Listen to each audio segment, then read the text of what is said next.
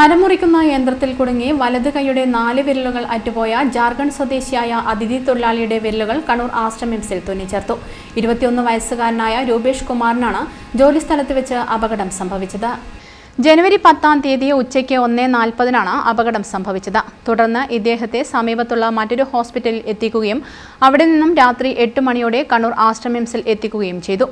അപകടം സംഭവിച്ച് ഏകദേശം 6 മണിക്കൂറോളം കഴിഞ്ഞാണ് പരിക്ക് പറ്റിയ വ്യക്തി ആസ്റ്റർ മിംസിൽ എത്തിച്ചേർന്നത്.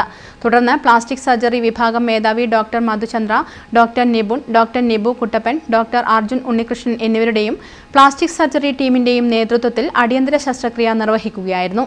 രാത്രി 8:30-നാണ് ശസ്ത്രക്രിയ ആരംഭിച്ചത്. അതീവ സങ്കീർണമായ മൈക്രോവാസ്കുലാർ ശസ്ത്രക്രിയാ രീതിയിലൂടെയാണ് രൂപേഷ് കുമാറിന്റെ കൈവിരലുകൾ തുന്നിച്ചേർത്തത്.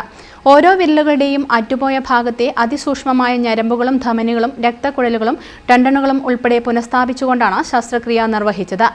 ഇത് വിരലുകളുടെ ചലനശേഷി തിരികെ നൽകാൻ സഹായകരമാകുമെന്ന് പ്രതീക്ഷിക്കുന്നതായി ശസ്ത്രക്രിയയ്ക്ക് നേതൃത്വം നൽകിയ ഡോക്ടർ മധുചന്ദ്ര പറഞ്ഞു. 21 വയസ്സുള്ള ഒരു ജാർഖണ്ഡ് സ്വദേശി വുഡ് കട്ടർ മെഷീനിൽ വർക്ക് ചെയ്യുമ്പോൾ 4 വിരലും ഫുള്ളായിട്ട് ആംപുട്ടേറ്റ് ആയി. ഇത് 2 മണിക്ക് സംഭവിച്ചതാണെന്ന്.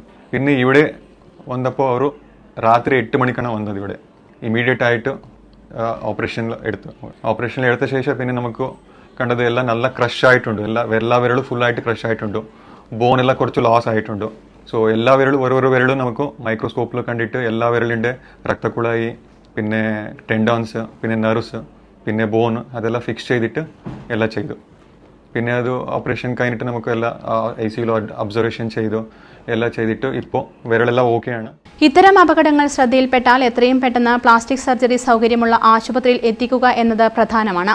അറ്റുപോയ ശരീരഭാഗം വൃത്തിയുള്ള തുണിയിൽ പൊതിഞ്ഞ് പോളിത്തീൻ കവറിൽ അടച്ച് മുകളിലും താഴെയുമായി ഐസിൽ പൊതിഞ്ഞാണ് ആശുപത്രിയിൽ എത്തിക്കേണ്ടത്. സമയം വൈകുന്തോറും ആ ഭാഗത്തെ കോശങ്ങൾ നശിക്കുകയും ശസ്ത്രക്രിയ സങ്കീർണമായി തീരുകയും ചെയ്യുമെന്നും ഡോക്ടർ നിപുൺ പറഞ്ഞു.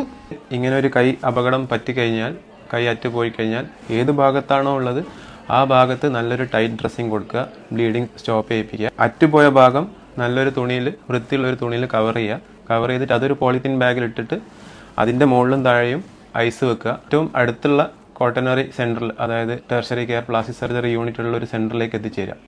News bureau, Kannur.